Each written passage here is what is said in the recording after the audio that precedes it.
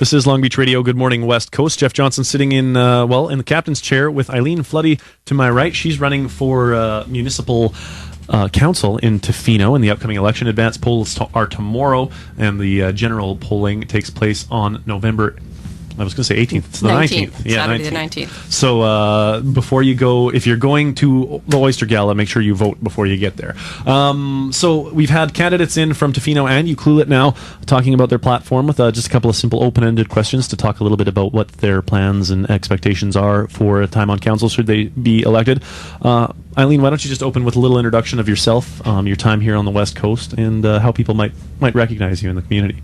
Okay. I first came out here in 1991. It was a surprise visit. I was invited out to Clayoquot Sound by my really good friend who was friends with Peter Buckland. So we came out here, and it was like a lot of people have said, I've listened to the other interviews, It was basically love at first sight for Clayoquot Sound. And we were just here for a few days, and we decided to buy land. So we bought our building lot that time, and after that, for every couple of years, every other year we came out for a visit just to see it again and confirm that yes, this is where we wanted to live, as my husband and I. And we were finally able to move here permanently in 2006, and this is now our home, and I swear it's the best decision we ever made. I mean, it's Tofino is now our home, and it's as far as I'm concerned, it's the best place in the world.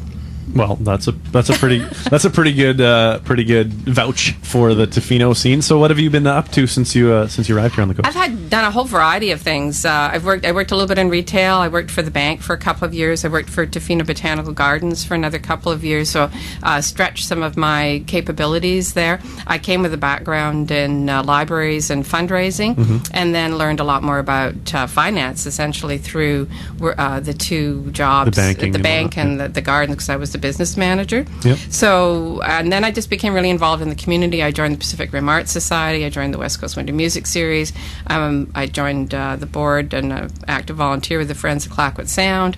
I discovered SCAT, and every once in a while I'm able to help them out by feeding the I was going to say kitties. We should confirm that you're referring to the stray cats about town, not in the hunting term for SCAT. Right. Sorry. Yeah, stray cats around Tofino.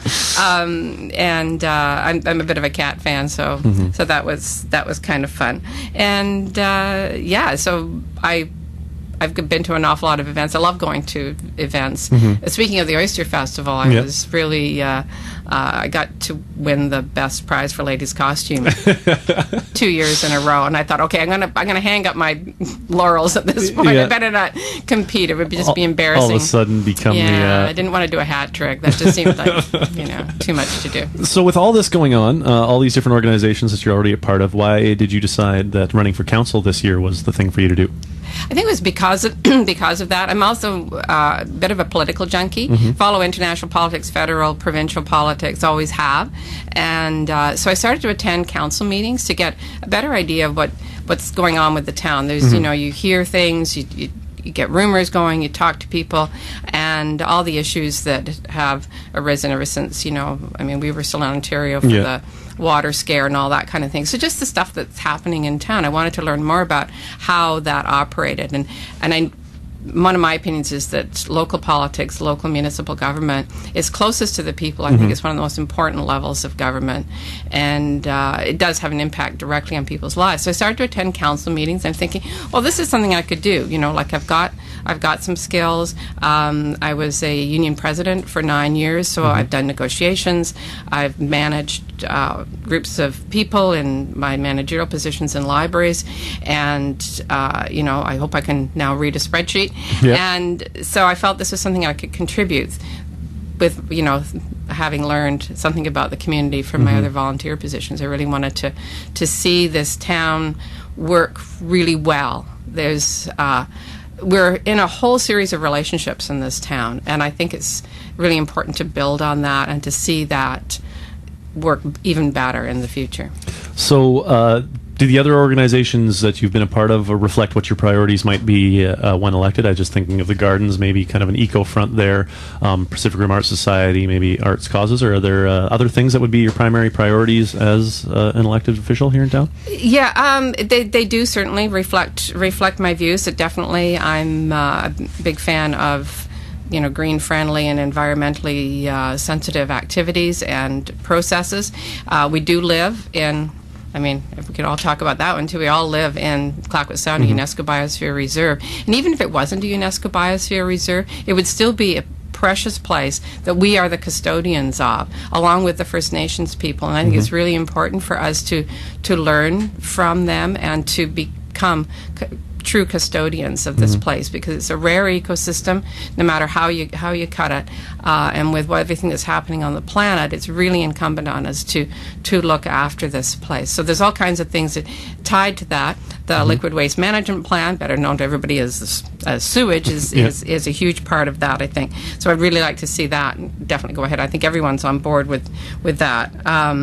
The improved recycling, waste reduction, that came up at the Green Breakfast that I attended at the end of August, and that's a constant irritant in the community, and I think a lot of people have a lot of goodwill about making that better, so I'd like to see that work better myself as well. I've been on the Downtown Vitalization Committee this year, and that's been a really good experience, another growing experience in municipal activity, and there's lots of things that can be done to make our downtown really a great place, and the thrust of that is to make it a great place for the locals, because it's kind of a cliche now. You make a place great for locals, and the visitors will like it too. Yeah, and the visitors will come. They want something authentic. Well, it's like a home. A comfortable home is a great place. Is usually a great place to visit as well when you're great place to have a party, house, right? Yeah. If you have a great house that you like to live in, doesn't have to be fancy,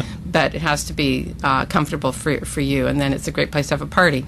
Yep. So it's kind of the same thing with downtown Tofino. Yep. So all of those things come into play, and there's all sorts of issues around all of those things. Development, tourism, and those are all factors that need to be discussed. We're a community. I think a very close community in many ways, and there's lots of different groups and activities, and but we all have relationships somehow. It's all intermingled together, and I think we could work together to have more of a vision together and work together to see us succeed as a community. Some bigger developments. All right. You got quite a few notes there. I don't want to make sure we skip anything. Is there anything else you wanted to touch on while we're sitting down here? Well, the other thing that the arts and culture aspect, that's part of, it can be part of downtown, but it's also just part of the whole atmosphere here. You got to say that Tofino has a wonderful range of artists and craftspeople, and the district has been really good actually about supporting those organizations, like the Art Society, like the Winter Music Society that I'm really busy with, and also just artists in general, the Saturday market and all of that kind of thing. So it's been really good that way. So that helps to grow a community and diversify economy as well, although there's got to be other ways to do that. And I know needs to be a real discussion around diversifying the economy and finding ways to make sure that tourism isn't our only... Iron out the bumps. Yeah, iron out... Yeah, something like that. Yeah. And local food and water. Yep. The water rates, I know, is a big discussion, and I honestly need to know a bit more about that, because it's hard to say how expensive our water is as far as I'm concerned, but people tell me that the rates are quite high. I come from a background where, to me, it doesn't look high, but that's a different, there's a different take on it for everybody, and I think we need to sort that out and work out how that happens. But also the local food thing, community gardens and things like that. I'm a bit of a gardening fan too, directly. So and the whole locavore movement with Tofino Ukulele Culinary Guild, I think, is a huge step forward for us making a difference. All right. Well, that's that all sounds good. Thanks for taking the time to come in. If people need more information about your platform or would like to discuss anything with you directly, I know you've got one of those Facebook pages. I do. So it's Eileen Floody for Tofino Council. And so you can just look for me on Facebook and contact me through my email, which is just eileenfloody@gmail.com. And I'm trying to use my cell number, but I am in the phone box, so you can reach me there. And it's just that I'm out a lot. So don't harass Dave.